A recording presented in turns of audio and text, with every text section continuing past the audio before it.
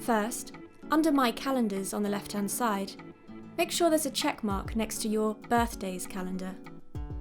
Now go to contacts.google.com and select Contacts from the left-hand side. Click Create a Contact, and then Create a Contact again from the drop-down. A pop-up window will appear. Type the name of the person whose birthday it is, and other details if you wish. Click Show More, and scroll down to find Birthday. Add their date of birth, and then click Save.